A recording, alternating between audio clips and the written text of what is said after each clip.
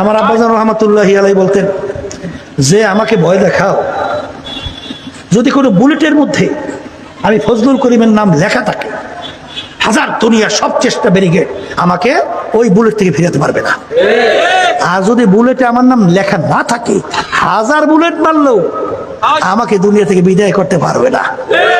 কিন্তু বাজার, কোন কাজ করলে কি করলে তুমি দুনিয়ার থেকে বিদায় নিয়ে কবরে যেয়ে নাজাত পেয়ে জান্নাতে যাবা, এই কথাটা আমরা বলতে হবে। কে রাগ করবা, কে মারবা, কে গালি দেবা, তারপরে প্রয়োজন হইলে পাও ধরবো। তারপরেও এত কেন চিল্লাই বাজান? ছোট বাচ্চা 2-2.5 বছরের ঘাটের কিনারায়, আরে পানি পাইয়া পেয়ালা নিয়া ঘাটের পাশে বসে পানি পাইয়া বাচ্চারা পাইলে কি পাগলামি করে? এই বাচ্চারা পানি দেখলে হুশ থাকে?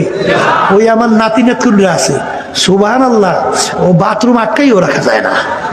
কে কোন সময় পাহারা দেয়, কোন সময় বাথরুমের দরজা খোলা, ওই সময় ঢুকতে যাই পানি ছাড়িয়া ওই ওই ঢিস না এর মধ্যে আসতে যাই পানির মধ্যে বসে থাকে, বুঝছেন? এই একদিন তালাশ করতে আছে, আমার স্ত্রী বলতেছে যে তালাশ করে কোথাও পাই না, গেল কোথায়? কোন রুমের কোনার মধ্যে, ও সহজেও চেনারও কথা না। এই তালাশ করে এই বাথরুম খোলা দরজা বাড়ি করছে। এরপরে যাই দেয় বাথরুমের মধ্যে ঠিকই পানি ছেড়ে খেলতে আস।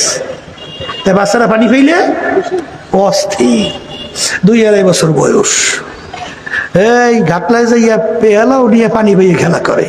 ঘাটলায় আর কোনো ওই সে ওই একা বাচ্চাটাকে ওই ঘাটের পানির কিনারে রেখে যাইতে পারবে? ধরে কা পারবে? পারবে তো না, বরঞ্চ জিব্বে কামড় দেবে, দৌড় দিয়ে যেয়ে বাচ্চাকে ধরে। যখন বাচ্চার পানির খেলার মজা ছোটে, বাচ্চা খুশিতে খুশিতে হাসতে হাসতে তার সঙ্গে বাড়ি চলে আসে। কুরআন এবং হাদিস অনুযায়ী দেখতেছি, এক শ্রেণী আমার ভাইরা, এক শ্রেণীর মা বোনেরা দুনিয়ার বিশেষ করে বাংলাদেশের ক্ষমতা সম্পন্ন দলের সঙ্গে জড়াইয়া আজকে টেন্ডারবাজিতে মজা পাইয়া, আজকে চাঁদাবাজিতে মজা পাইয়া, আজকে মানুষ মাইরা মজা পাইয়া, মিথ্যা বইরা মজা পাইয়া, আজকে জুলুম কইরা মজা পাইয়া, মানুষের সম্পদ লুটপাট কইরা বিদেশে পাচার কইরা বেগম পাড়া তৈরি কইরা মজা পাইয়া, আজকে বর্মেয়াগিরিতে মজা পাইয়া, আজকে যখন ওদের বিরুদ্ধে বলি তখন সুযোগ পাইলে আমাদেরকে মারতেও চায়।